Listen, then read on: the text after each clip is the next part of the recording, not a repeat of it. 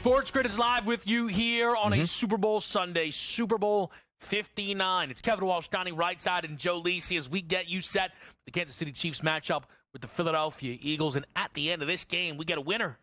And we get an MVP, a Super Bowl MVP. The favorite in the market is on Patrick Mahomes at a plus 120 price. Saquon Barkley at plus 250 in front of the Eagles quarterback Jalen Hurts at plus 350. And then this drops down to really anything else is a long shot. 14-1. Kelsey would really be his own tier. And now you're at 33-1 on Xavier Worthy and A.J. Brown. Then you get another level. Devonta Smith, Kareem Hunt, Chris Jones, Hollywood Brown. And then it's 100-1 or greater as you start to get deeper and deeper down the board. I'll start with this. Yeah. If Kansas City wins, Donnie, do you think any bet outside of Mahomes is a wasted ticket? Everything will be a wasted ticket. And the reason I say that is it would be a catastrophic failure by the Philadelphia Eagles to lose this football game and Patrick Mahomes not be the best player in this. I mean, what happened? Strip sack fumbles all over the place. Kareem Hunt, 16 carries for 278 and 4 touchdowns. What needs to happen for Kansas City outside of Patrick Mahomes? So for me, I actually look at this, Joe, as like the price points here. Patrick Mahomes to win MVP is about a plus 120, let's call it here.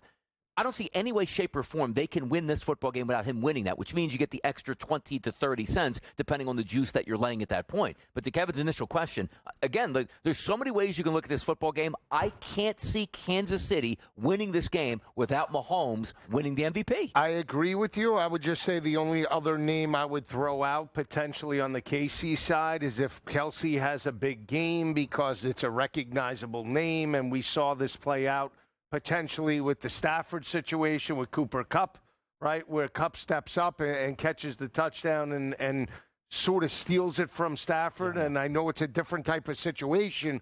We're talking about potentially the greatest quarterback modern day and going up for his 4th potential Super Bowl. But I would say Kelsey would be the only one outside. You have a bunch of household names on Kansas City, right? Meaning like non-household names, right? Outside of Kelsey, I mean, Kareem Hunt would have to have a super day. DeAndre Hopkins would have to, 180 yards. I mean, we're talking about dynamic performances. I mean, I would just say this, though.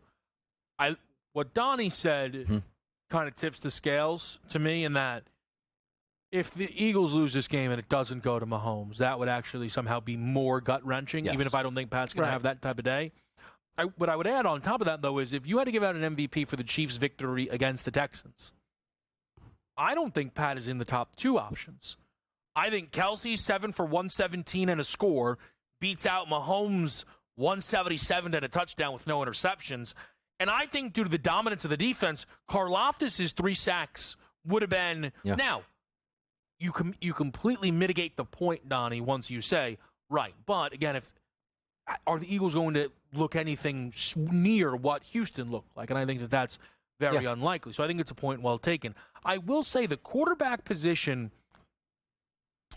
it is obviously the position it goes to, very frequently. I feel as if maybe not as frequent as you would think.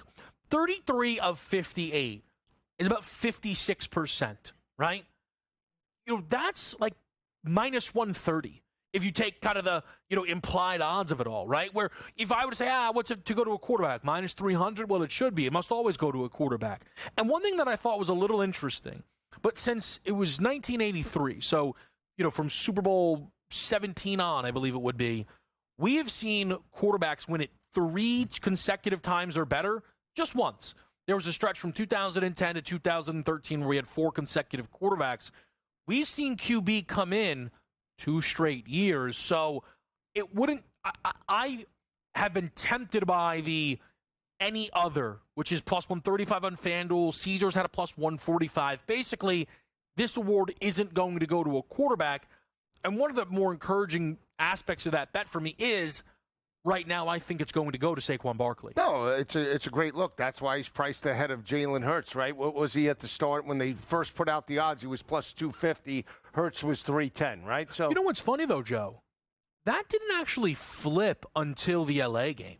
They had Hurts booked with a little bit of distance in front of Saquon Barkley. It reminded me of, the debate last year, kind of where you guys are like, yeah, look, they're going to give it to McCaffrey. I'm like, nah, the quarterbacks.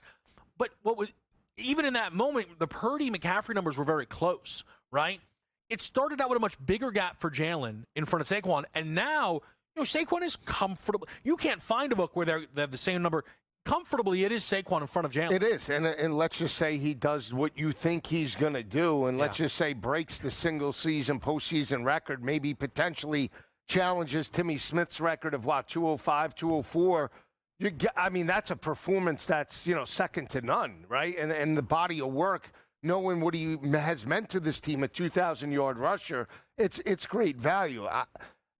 It's not a market I'm going to be betting all in, right? I might sprinkle a little. I will say this. For me, if we're looking for deep shots, I like defense. And again, we talk about Devin White's performance a few years ago, deserving potentially of the MVP. I would take a shot on Jalen Carter and maybe Zach Bond, who's been very active, interceptions, maybe a pick six, and obviously a game changer. And I'll throw out a name, and it's just a name if you want to take the lottery ticket. Cooper DeJean, and the reason why I say that, starting defensive back, have the potential for a pick six or let's say a key interception, and he returns kicks. So we know how special teams, he's 120, I believe, to 1. More than that. More, 200 to 1, something like that. Yeah, just to piggyback off you, I think it's a great look. Like right now, FanDuel, 200 to 1 from the MVP. But I want to pick up on Joe's point there.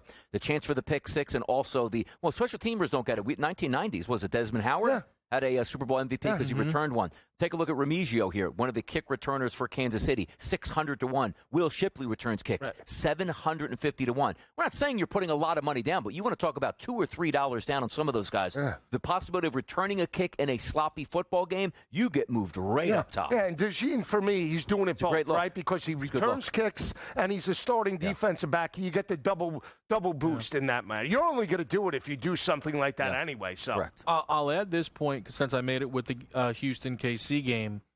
Green Bay against Philly. Again, Saquon would have won it comfortably had he not passed on the 59 yards and a touchdown. You go through that box score, though. Saquon had 119 yards, no touchdown. Hurts had 2 passing touchdowns. Also, everybody thought he was atrocious in the game, so I don't think it would have gone that way. Zach Bond, 8 tackles, some forced fumbles. If the Eagles play as well as I think they will on defense, I think their defense is in the conversation. Right. If they create those turnovers, as they have been creating throughout this season, I think it's in the conversation. I ultimately think it'll be difficult because I expect a level of success from the offensive players on Philadelphia. But again, if I'm honest with myself, I think there's going to be about 14 guys on Philly that had a better game than the best player on Kansas City. Come on, what are we talking about? DeJean is fascinating, man. Jalen Carter. You think Carter's fine. We haven't talked a lot about this flu. I think. Again, I don't know what's going on. He's a big man. He's a big guy that played in the SEC. Gatorade. You got to tough it out. He's played in big games before, but he's a game changer. You talk about just disrupting the rushing attack, disrupting that middle of the offensive line in terms of his physicality. All it takes is one strip sack, right, coming up the middle or changing it up. I think he's going to be okay today. Yeah. Well, I haven't seen it enough where it's like the red alarm bells are going up because usually you would get that report this morning that tells you, uh-oh. We would have seen twos, too. Yeah. Twos in that regard. We'll talk some coaches next.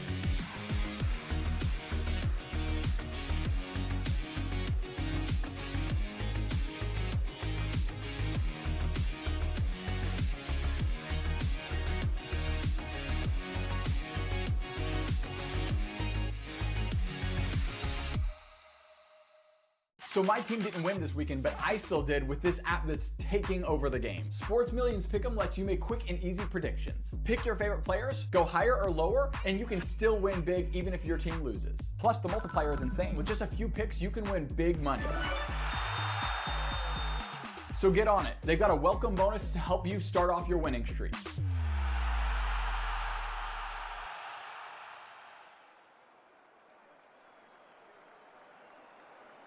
Anyone that's been to a sporting event, the atmosphere before a game, I think Game Time Decisions has that same exact atmosphere. This was our arena. This is what we do. There is going to be an energy to game time decisions that you will feel night in and night out. The excitement you get when you lock your bets in, when you're figuring out what you want to do, we can zone in on the biggest games each night. I want this to be the place that people come to before the games start so they feel as ready as possible to lock in their cards. We are going to hit every single one of those markets that you need to know about. We're going to go through every single thing, and I've got a great team behind me that's going to help me get the job done. There is not going to be a better place, I promise you, than Game Time Decisions to get that new information, react to it, and be able to then bet accordingly. We will have everything at our disposal, and we will use that to our advantage. I'm Kevin Walsh. Tune into Game Time Decisions from 6 to 8 p.m. Eastern on SportsGrid.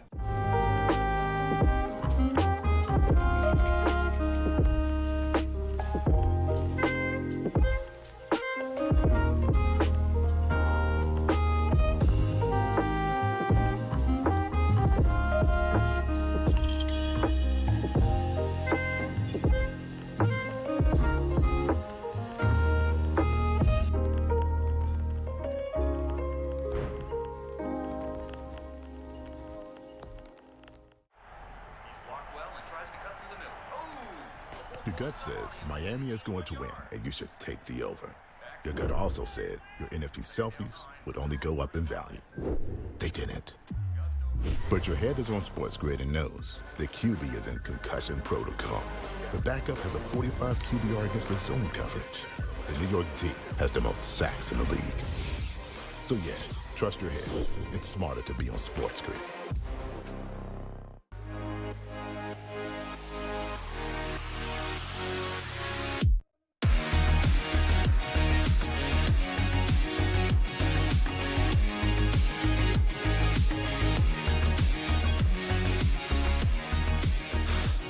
Pro Football Today crew live and rocking here. Joe Lisi, Donnie Rightside, Kevin Walsh. Let's talk some coaches. We're going to get into it all here. DC versus DC. An OC that'll be out the door in a positive way.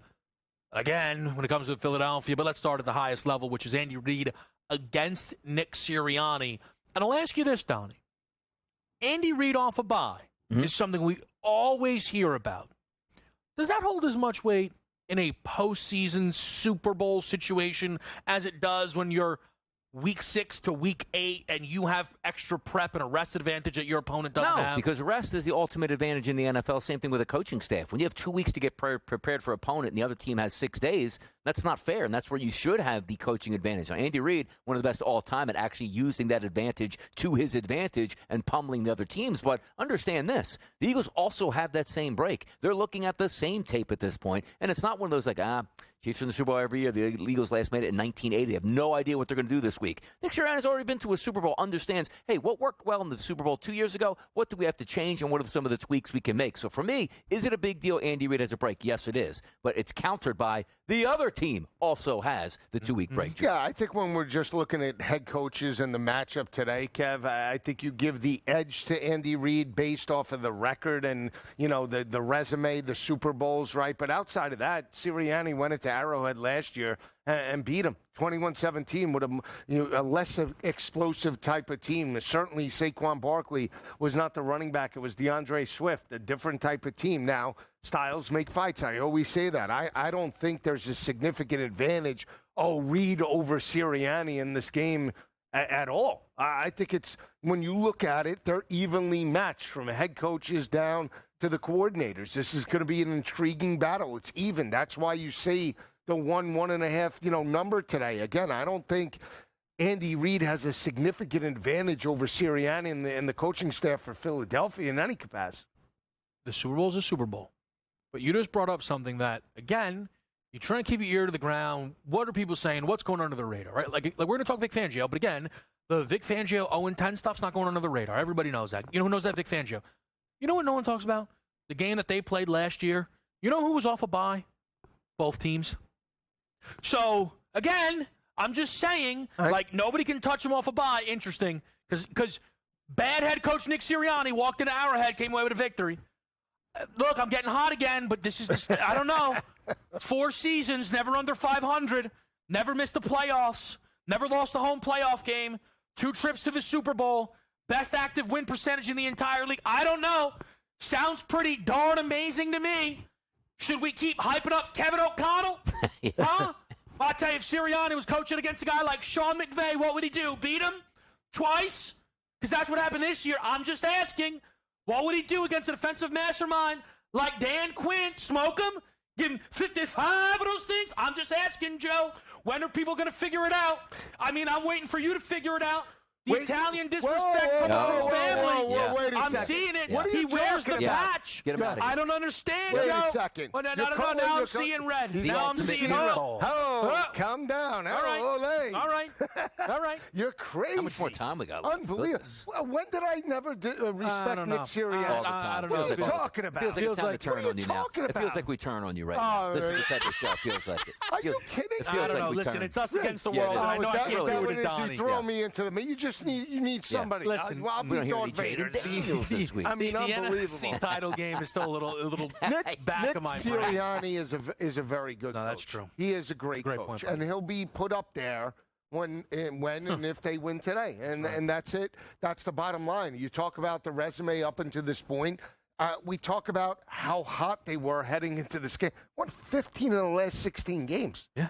I mean, come on now. I agree. You talk about the one game that they got blown out was against Tampa Bay. They were significantly, hindered in that game with multiple players out.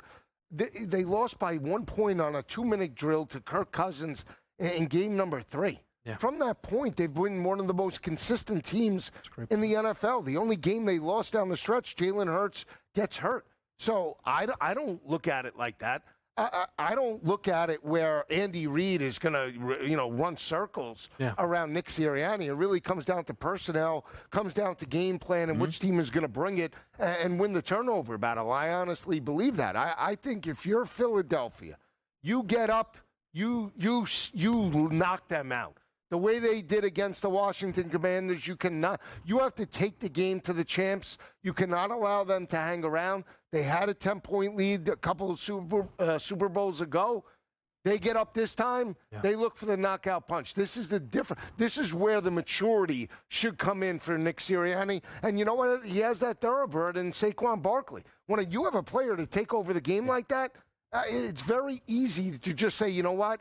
Go for the kill shot. Yeah, and when you look at the game, it looks, again, just on the surface like it should be a coaching mismatch between Andy Reid and the Kansas City Chiefs and the Philadelphia Eagles. But as Kevin points out, when you go to the numbers, it's not. Oh, Sirianni never beat a top 20 team like if he's a college football coach. No, he beats them literally every single week and every chance he gets. And the only Super Bowl, ran circles around. They lost by 38 to the Chiefs. No, they lost on a field goal at the end of the football game. It's great. I mean, both of these guys are rocking it now.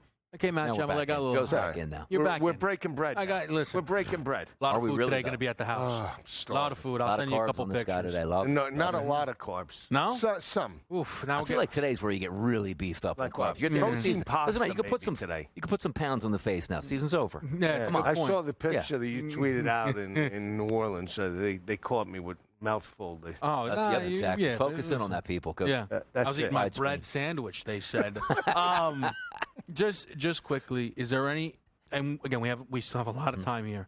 Any coaching aspect we didn't mention? Coordinator? Anything that you guys want to hit on? No, I just think, again, you look at these coordinators and Kellen Moore, and again, we talk about breaking tendency. Which team is going to show something a little bit different? Which team is going to be aggressive? I think this is a game for Philly. You have the better personnel at every level offensively. Be aggressive early on. Go for, don't look to score field goals, obviously. Look for the touchdowns. By the way, quickly, the coordinator's elite. And you don't think Vic Fangio and Andy Reid are chomping at the bit over the past 2 weeks to get at each other? It's going to be a great chess match. If Spags bottles up the Philly offense, someone should fire their head coach just to hire him. That's correct. Because then apparently he is the greatest DC we've ever seen. We're going to get you some Sports Million Pick'em next year on Pro Football Today.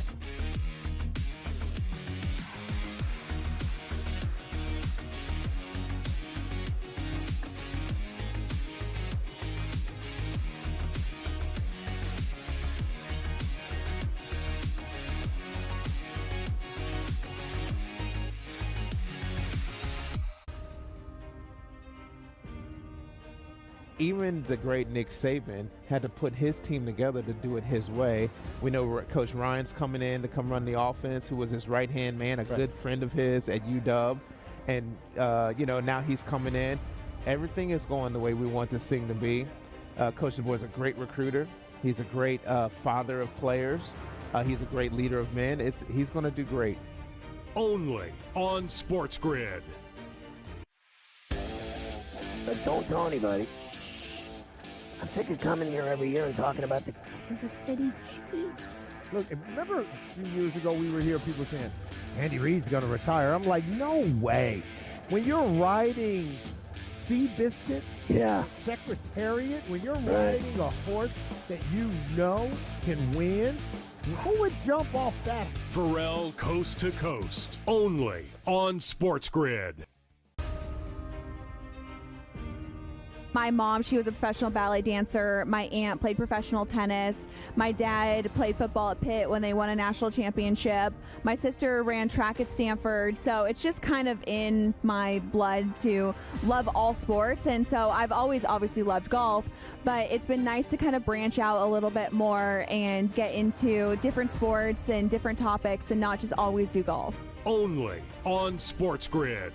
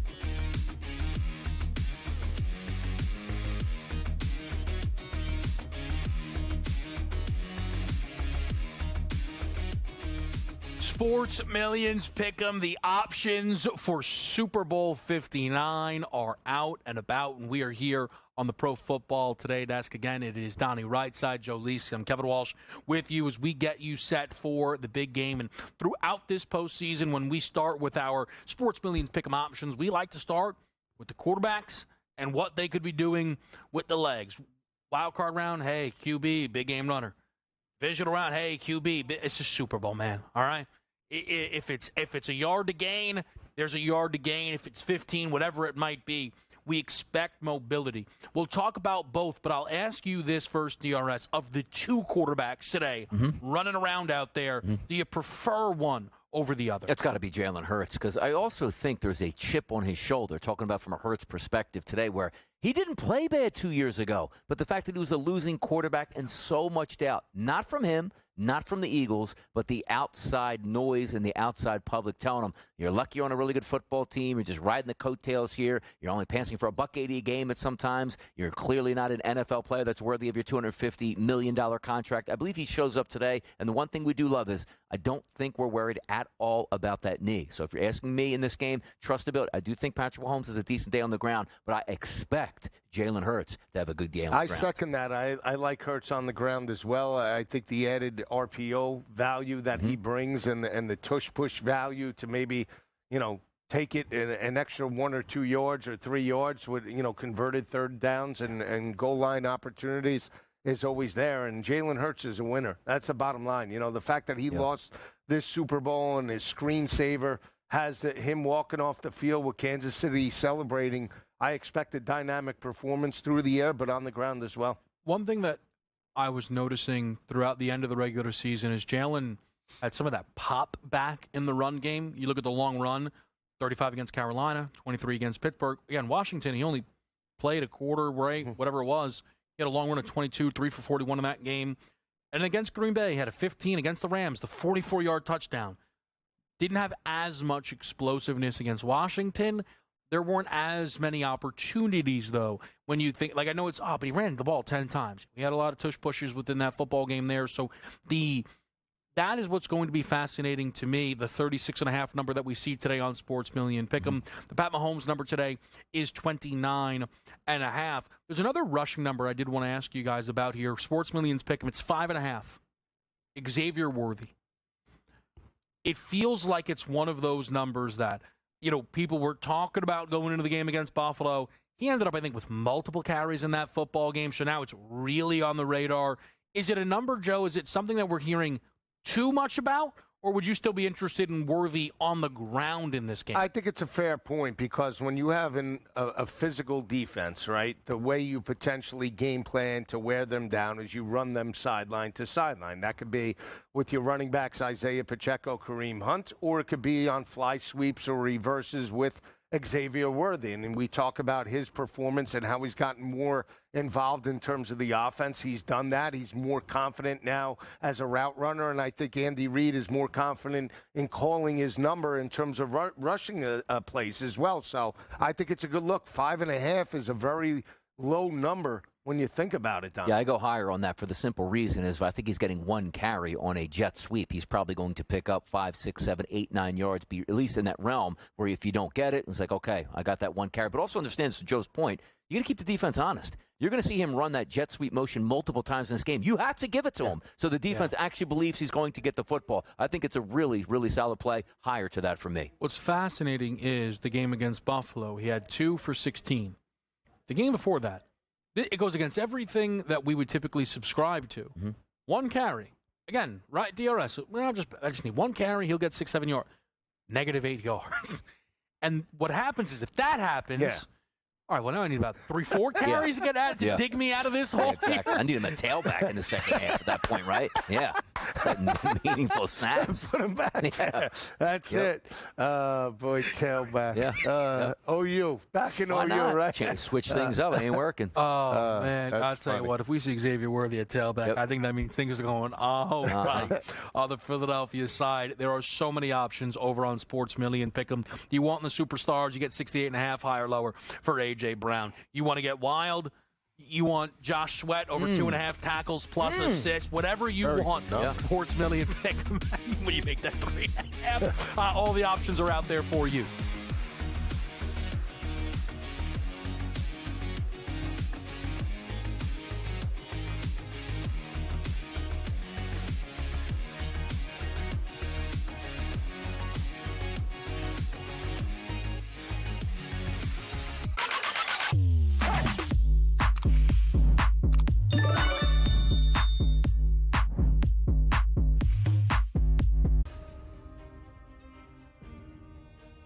Even the great Nick Saban had to put his team together to do it his way.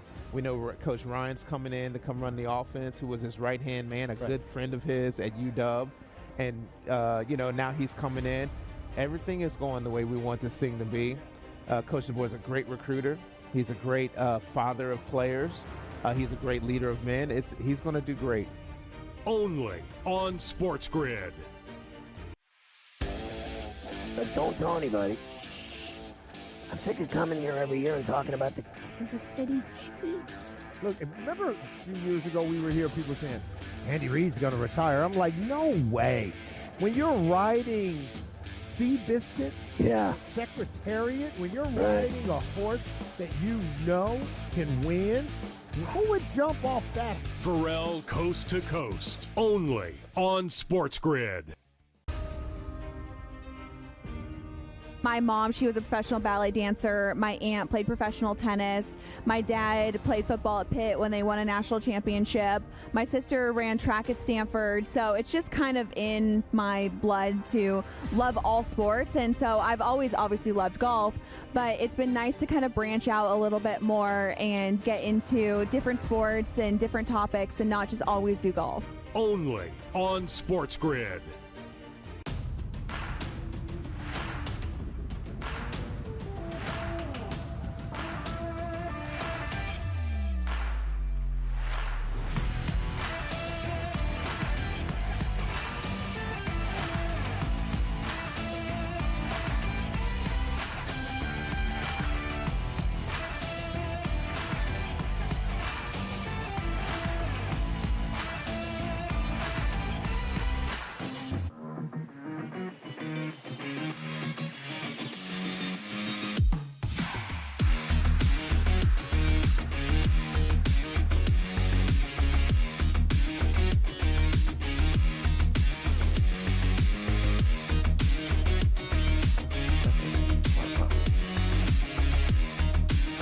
With you right here on Pro Football Today, Kevin Walsh, Donnie Rightside, and Joe Lisi. We quickly zoom out of the big game and look at the awards because we had this roller coaster for league MVP, and it does end up going to Josh Allen, a very close vote here. One thing that I noticed, maybe I won't harp on, but it was like this tight race. It was like, oh, both guys are great options. Josh won it, and it was a lot of vitriol. This is a disgrace. Oh, fine, you can have it award to go to. All of a sudden, a vote for Josh Allen was like an embarrassment. It was the scarlet letter, which was very surprising to me when you consider that it was Josh's award for so long. And then, again, I know Lamar crept in, but Lamar only became the favorite in the market because he won, he was first team All-Pro, voted by the AP. Lisi, what did you think about Josh Allen actually winning the league MVP this past week? I thought it was deserving. And again, it's not to take away from Lamar Jackson in that performance that he did this past year. But again, we talk about Lamar Jackson's performance last year where he solely won it because he was the number one overall seed. And to your point about Josh Allen's performance, the games down the stretch that I believe that hurt him to a capacity were the two games where, against New England, where I believe they won 24-21, and the game against the Jets, where they still won by 30, and he didn't have to do all that much. And again, when we talk about the teams that Lamar beat down the stretch, he stepped up. I think the primetime performance is where we started to get all of the hype, where he dominated Houston, had the 50-yard touchdown run, that counted for 3 touchdowns. Yeah. They win 31-2 over the Texans, and that really seemed to change, I want to say, the media's perspective about why Josh Allen shouldn't win it. But again, both players were dynamic. You saw it play out in terms of the playoff win. Josh did win and get the victory by 2 points. But that aside, we're talking about one of the best statistical performances, Donnie, of Josh Allen's career. And he did it with less superstars than last year. That's a dynamic season. But here's also the thing that we run into trouble with. MVP, most valuable player, means different things to different people here. And if I take a look and say most valuable, right? You take Josh Allen off the Bills, they don't make the playoffs to draft Shedeur Sanders. I honestly believe that. You take the Ravens and sit down Lamar Jackson, Snoop and the boys were in the playoffs last year. I do believe they would be a functional organization. So from that aspect, I do give it to Josh. But also, we get jaded sometimes. What happens if the AP vote A didn't happen or they gave it to Josh Allen? Yep, he's the MVP. Of course he is. The fact that award came out after the AP voted, which is why people start to get disconnected and angry. How did that happen? AP means you're the best quarterback. Why didn't you get the MVP? And as I said, MVP means different things to different people, not just the best player at your position. Most valuable player to your team and to the NFL. And I agree. It should be Josh Allen at that point. I wouldn't have been upset if it was Lamar Jackson. I'm not upset that he won. Josh Allen got it. But for me, it means different things. But I just think we're jaded from our opinions after seeing the AP vote first. Yeah, so it is a situation for me that I've experienced with the NBA where if someone say, hey, Kev, who do you think's MVP this year, right? Strip everything away. I might have gone Lamar. I might, right? But I never would have went Lamar last year. And it then was bothering me that the same folks that went Lamar last year under a different guideline were now going Lamar this year on a completely different guideline. And now what's interesting is Josh winning it wasn't either of those situations. Josh was not the quarterback on the number 1 seed, nor did Josh have the best statistical season. But Josh had a great statistical season on a very, very good football team and didn't have mega superstars around him. Not even guys that have the cachet like Kansas City's Travis Kelce, right? That was kind of the Josh pathway. It was a little unique in recent NFL history. We don't see the award when it won the way that Josh did win it. It is a rarity. I have no problem. Again, maybe would have gone with Josh. I just thought it was so fascinating to watch how it's given out aspect of it flipped. I think the biggest takeaway is they released MVP odds for next year before the award was given out with Lamar as a favorite. And that surprised me because I thought Lamar was going to win. And if had Lamar won MVP, I would have bet he was no chance he wins it again. We're not about to give this guy 4. I don't care. He'd have to go unbeaten, right? Now, Lamar absolutely should be the favorite to win league's MVP next year because He can do things statistically that most can't. They are very efficient. They blow teams out. I feel in some capacity, them being the 3 seed this past season was a down year. Since it was a full year with Lamar Jackson fully healthy, I have no qualms, no issues with at all with him being booked as the MVP favorite. Other awards, right? Kevin O'Connell became an interesting one because him being the Coach of the Year favorite made all the sense in the world. And then the Week 18 loss to Detroit. I don't know if it was both of you. I think kind of like not my Coach of the Year, right? With O'Connell, it was too far gone at that point. But then the loss to the Rams, which doesn't factor in, made it worse. In any way, do you feel that at some point, Coach of the Year may actually go to someone that people actually think is the best? Nobody thinks Kevin O'Connell is good.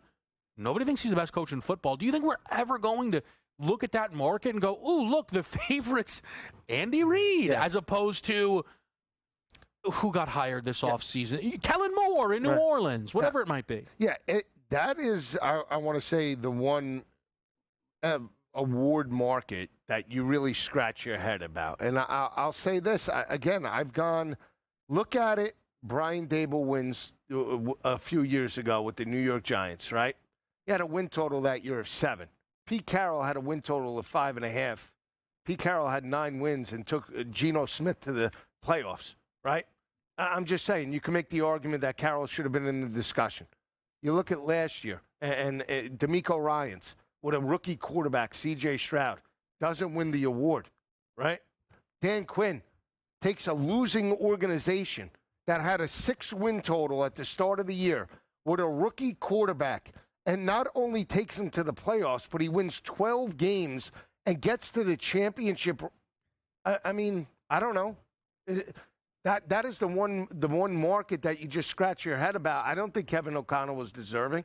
No, it's the worst marketplace there is out there because, as Kevin's pointing, it doesn't make any sense, and nobody can reason with it. Like, Andy Reid might go down as the best head coach in the history of professional football when it's all said and done. He won the award once in 2002. Didn't even win a Super Bowl. So now we're talking about generational things that we've never seen before. You're telling me he's going to win 3 straight Super Bowls in a row, and not one of those years he was the best coach in the year? Well, what are we doing? Well, because they don't value. See, it's clear that the best teams aren't given the value unless you're Shanahan.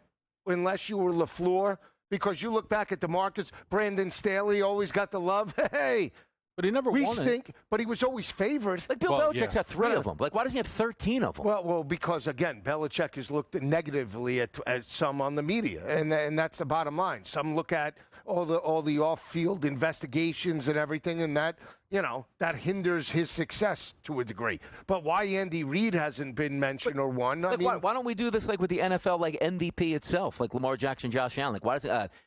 We're gonna drop down the top 15 players because this one guy had a flash in the pan season. We're giving the MVP. Like, we don't do that. Up there? Like, we don't do that. But McDermott's never there. But what's tough about that market is, do you know who has 2 of them inactive? If I let you two sit here all day, active head coach with 2, you'd never get it. Tomlin? Kevin Stefanski. He won 2 within the last 5 years, and you'd never get it. The recipe to winning that award is beating expectations. Even where Stefanski beats them, terrible, doesn't get fired, bounce back. But beats them with what? They had expectations that were higher than other teams. I mean, that team that year had about 5 different quarterbacks, but I think Matt Nagy's got one. Take the award away from everybody. Come on. That award belongs to Vic Fangio. At some point, we'll talk about Fangio versus Nagy. I'll tell you. A little crunch next.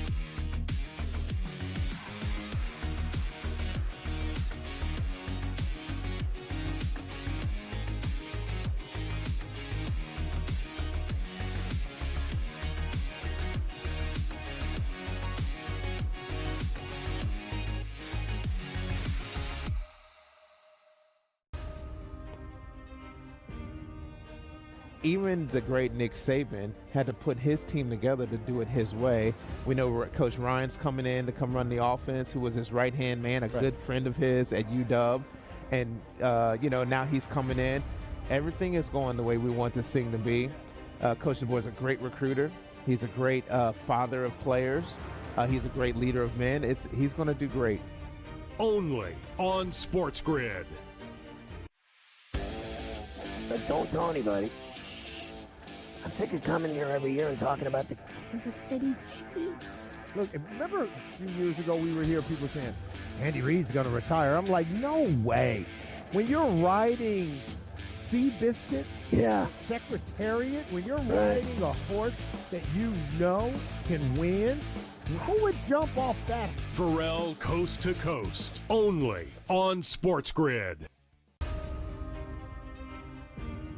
My mom, she was a professional ballet dancer. My aunt played professional tennis. My dad played football at Pitt when they won a national championship. My sister ran track at Stanford. So it's just kind of in my blood to love all sports. And so I've always obviously loved golf, but it's been nice to kind of branch out a little bit more and get into different sports and different topics and not just always do golf. Only on SportsGrid.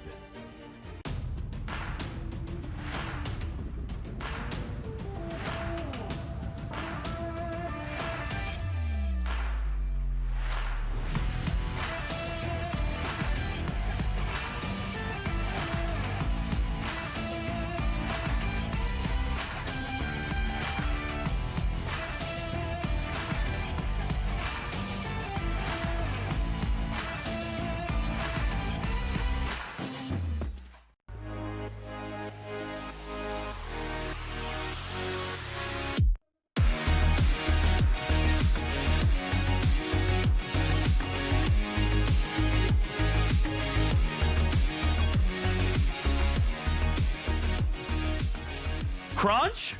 Little crunch? I'm hungry. Little appetite, shall we? It is a day of eating out here. I mean, come on. It is a Super Bowl Sunday. One meal Sunday, It's baby. time for your Sunday morning crunch.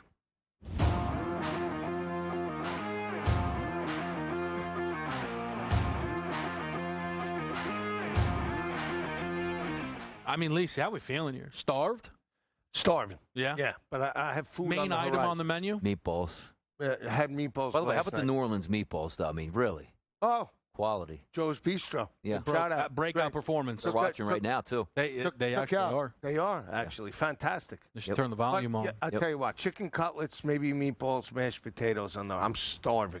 Okay. Can Donnie, tell you main that. food item today. Meatloaf is actually one of those on there because I don't eat during the game. This is actual meal for me. Wow, it's a Donnie, meal that- for me. You can get me over the house on meatloaf. 3 bagels on the ride home, meatloaf when I get home. One Incredible. supplied by yours truly. That is Step up true. style. I need the report back. What, the meatloaf or the bagels? You think I provided him with meatloaf? I don't know. Maybe I'm. Maybe That this- would have been impressive. Maybe this Hey, kinship I got a is. meatloaf Maybe to get this home. kinship is closer than what I exactly. Maybe thought. you don't know, Joe. I'll tell you this. We got some wings coming to the house straight out of Queens. Nah, I don't know if Okay. they make Trust them good me. there. All I don't know right. if they make Trust them good me. there. Trust me. Oof, I'll send some pictures out to the people. All right, Lisi. Talk to me. Dig in. Crunch it up. Yeah, so we talked about the rushing attack for Kansas City. I'm all in on Isaiah Pacheco. Number right now is 21.5. I think he potentially could be the guy to get to 40 rushing yards. Not going to be easy, but I'm backing Pacheco over the 21.5 right now, currently on FanDuel for his over. Devontae Smith, I told you all week, I backed Devontae. I know Donnie brought up the hamstring. I'm not looking at that. Last time in the Super Bowl, he stepped up with a dynamic performance, didn't hit pay dirt. I took him over the 52.5, but also altered him as high as 80 plus. And then the forgotten man, I'm going in on DeAndre Hopkins. His number right now is 12.5. I altered him up into the 20s. I think he could break out. 2-3 receptions, veteran wide receiver. That's the way I'm looking, guys. It feels like, Joe, by the way, like the Hopkins number is alarming at 11.5. It is. Because it feels like he has to be involved in at least 2 targets to should be able to get that. So I feel you on that. And even if you were going to parlay it up like a little Jahan Dotson, DeAndre Hopkins, Juju Smith-Schuster, like you can have a big day waiting and, hey, nobody's got any catches at the half. You're like, that's fine. They only got to get that 10 yards at this point. But for me, I'm going to attack it here with the Philadelphia Eagles. You know I love some team totals. 23.5 at a minus 120 price. too low to pass up at this point. There's nothing in my mind that says the Eagles don't win this football game and score into the 20s. And also, if they lose the football game, I'm not interested in seeing a Philadelphia Eagles team with 16 points. It's just not what they do. The environment is too perfect. The offensive line too strong. Jalen Hurts healthy now. Too many weapons here. They're going to get into the mid-20s. Will they win or lose? We'll find out. But the one thing I know, the Eagles are going to score some points, which also means A.J. Brown, touchdown, plus 180. Rode him in the NFC Championship game at plus 160. Fully healthy in that dome. Touchdown 2 years ago, as you pointed out, Joe. I love that price point at plus 180. And then Xavier Worthy, from a Chiefs perspective, over 5.5 rushing yards. He is going to get at least one jet sweep. And if you told me now he only gets one, I still take the over 5.5 because that's an explosive play that's waiting to happen. And explosive being 6 yards? Come on now. Crunching up a storm this morning. Let's go. No, I'm excited about it, but what are the team total in the crunch? Yeah. Is that? Yes. Is that how that works? Yes. Hold on. What are you going to explain in a minute then? Well, I don't know. I feel like a team total is a different barrier. Then what you're going to bring up? I see the third one in line for you. Yeah, exactly. That feels more like a prop than a team total. Internal fighting is never comes good. up for this guy. Well, hold on. He's picking on me doing an Eagles team total, then he's going to come up with something different. You stop. Just wait till they sell me something. Don't worry. Listen, I don't even know what he's getting at here. But now I'm getting hot. I think the team total's a great pick. Yeah. I think it's a winner. Yeah. Even though I'm on the under in the game. Yeah. I wouldn't call a team total a prop. That's all. Well, give your props, and then we're going to see what the prop is not. We'll see if I can explain myself. Yeah, prop master. Mahomes over 35.5 pass attempts. We've talked about it here, but Patrick Mahomes was averaging nearly 40 pass attempts per game over the final 10 regular season games, has not thrown the ball more than 30 times in the first two postseason games. So we have a bounce-back spot providing a lower number here as well. The one time that happened in the regular season, the follow-up performance, he threw the ball 39 times against Atlanta. Hurts over 1.5 passing plus rushing touchdowns. Arguably my best bet within this game. It is one of two. If you look for Hurts, 11 out of 14 in the regular season, removing the Washington game, 2 out of 3 in this postseason. When the Eagles are scoring touchdowns, if they are at the 1 yard line, it is his. If there's any passing touchdowns, obviously it is his. It is the perfect way where it's now less of a guessing game, and you get to bring the entire thing into the equation here. Hurts over 1.5 passing plus rushing touchdowns at minus 160. And then perhaps the controversy. Yeah. Total sacks under 5.5 within this game. I've got under 5.5. Why is that? That's not valid. It's a sack prop. I think they're both good. I mean, I'm not going to. Well, how can he get? I give an Eagles team total out, and he gives a total sacks prop, but that doesn't fit the mold. Sack, like according to Way, he's a tough grader, so like he thinks sack is is a team inside the game per se. So Eagles aren't a team, is what you're telling me. No, I mean it's just more like a total. No, what I'm saying is that's not right. Individuals like can Look, account I got a lawyer for. Up right now. I got to get into my bag. Individuals would account for the sack total as opposed to the team. Okay. I don't know. Eagles aren't a team. I learned something. I have no idea. What do I do? They're not a team. What do I do? That's it. Oh, he's a tough grader. I don't know. Let me tell you something.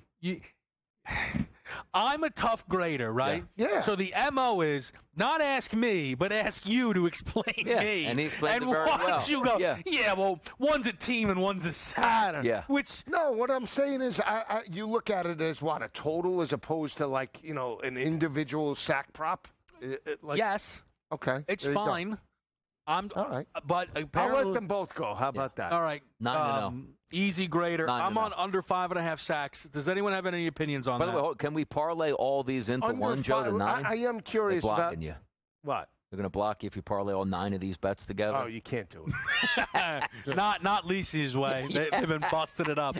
You don't like the under 5.5 sacks. No, I think Philly can get after it tonight. So I don't look where Joe's going. To me, I thought you want me to pick KC? Yeah, do. One place said 4.5, one place said 5.5. To me, the more I broke it down, look, it could pop, right?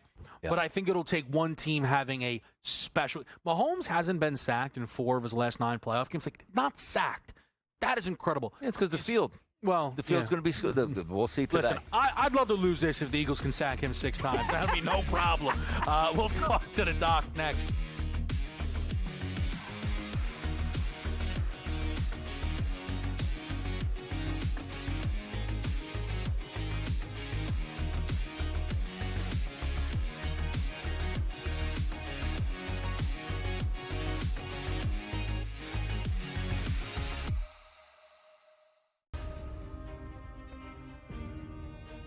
even the great Nick Saban had to put his team together to do it his way. We know Coach Ryan's coming in to come run the offense, who was his right-hand man, a good friend of his at UW. And, now he's coming in. Everything is going the way we want this thing to be. Coach DeBoer is a great recruiter. He's a great father of players. He's a great leader of men. He's going to do great. Only on SportsGrid. But don't tell anybody. I'm sick of coming here every year and talking about the Kansas City Chiefs. Look, remember a few years ago we were here, people saying, Andy Reid's going to retire. I'm like, no way. When you're riding Seabiscuit, Secretariat, when you're riding a horse that you know can win, who would jump off that? Pharrell Coast to Coast. Only on SportsGrid. My mom, she was a professional ballet dancer. My aunt played professional tennis. My dad played football at Pitt when they won a national championship. My sister ran track at Stanford. So it's just kind of in my blood to love all sports. And so I've always obviously loved golf, but it's been nice to kind of branch out a little bit more and get into different sports and different topics and not just always do golf. Only on SportsGrid.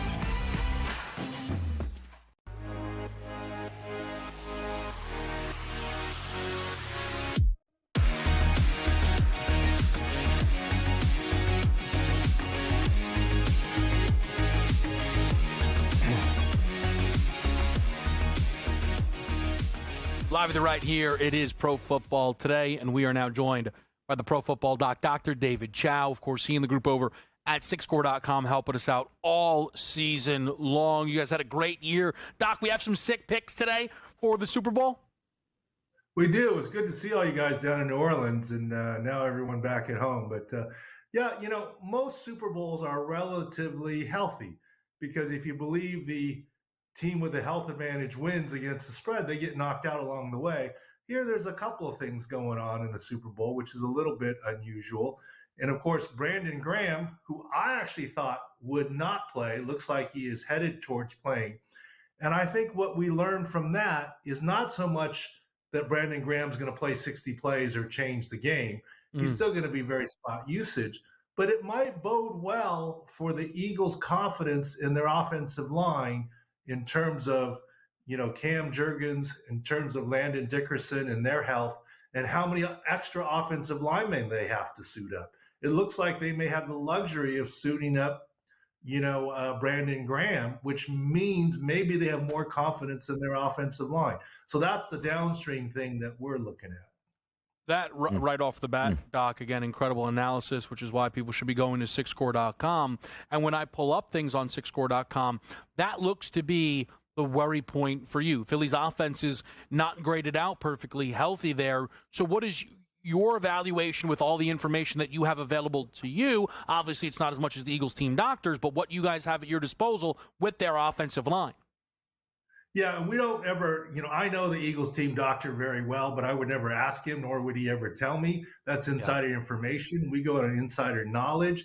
But besides looking at video and looking at reports, the SixScore team actually spoke to Cam Jurgens this week, actually spoke to Landon Dickerson this week.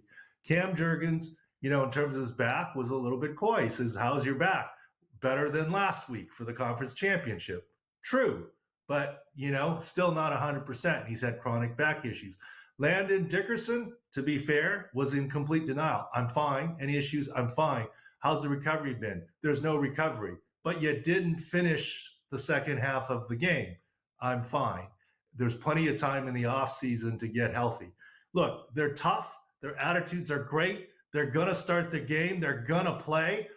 But will they last? That's sort of the question mark right there in the middle for the Eagles. Of those two offensive linemen, I would assume, Doc, Juergen's healthier than Landon since he's the one who finished the game. Is that how you see those two? That is how we see it. And the other question you have to ask is, most people have not seen a healthy starter or a starter be on the active roster, be activated to the 46, but not start the game. And what that told me last week is the Eagles are probably weak interiorly. I mean, they needed him in an emergency. He was better than the backup, so to speak. And you saw him in tears after the game, emotional, and he made it through the game. Now they're in the Super Bowl. He's better. The 2 weeks will help him. Landon Dickerson's as tough as they come, and it's our belief in studying film. He entered the conference championship with a left knee issue that got worse later in the first quarter and into the second quarter and missed the second half. So that's a high heel to climb. He's going to play. The question is, how well and will he last the game? Doc, we always like to overanalyze now that we have 2 weeks to get ready for the Super Bowl. Two guys I want to ask you about on the Philadelphia Eagles. Number one, what's an update, if we have any, on Jalen Hurts' knee? And also, Devontae Smith, some limited practices here with that hamstring. Yeah, Devontae Smith, we don't have a lot of information. Limited practice with the hamstring. There is no video. He's obviously a speedster, so we'll have to see how that goes. Jalen Hurts is still injured on the left knee, much better than he was. But, everyone's like, oh, he ran well. Well, he ran the ball 10 times for 16 yards in the conference championship. Less RPOs than normal. Kellen Moore did a great job changing up the offense a little bit and getting A.J. Brown the ball. Will there be less RPOs, or are we back to the normal? We think still less. I don't think Jalen Hurts' run game is still 100%, even though he did well 2 weeks ago.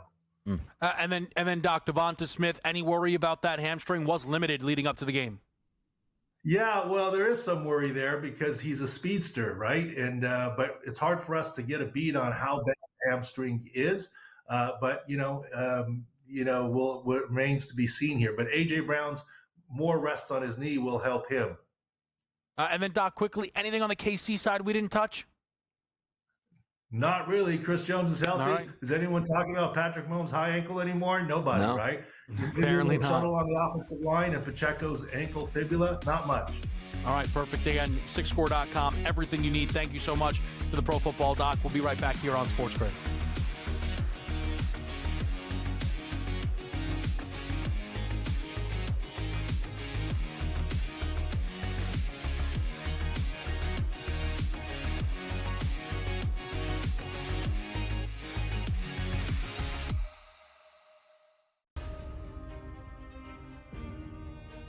Even the great Nick Saban had to put his team together to do it his way. We know Coach Ryan's coming in to come run the offense, who was his right-hand man, a good friend of his at UW. And, now he's coming in. Everything is going the way we want this thing to be. Coach DeBoer is a great recruiter. He's a great father of players. He's a great leader of men. He's going to do great. Only on SportsGrid. But don't tell anybody. I'm sick of coming here every year and talking about the Kansas City Chiefs. Look, remember a few years ago we were here, people saying, Andy Reid's going to retire. I'm like, no way. When you're riding Seabiscuit, Secretariat, when you're riding a horse that you know can win, who would jump off that? Pharrell Coast to Coast. Only on SportsGrid. My mom, she was a professional ballet dancer. My aunt played professional tennis. My dad played football at Pitt when they won a national championship. My sister ran track at Stanford. So it's just kind of in my blood to love all sports. And so I've always obviously loved golf, but it's been nice to kind of branch out a little bit more and get into different sports and different topics and not just always do golf. Only on SportsGrid.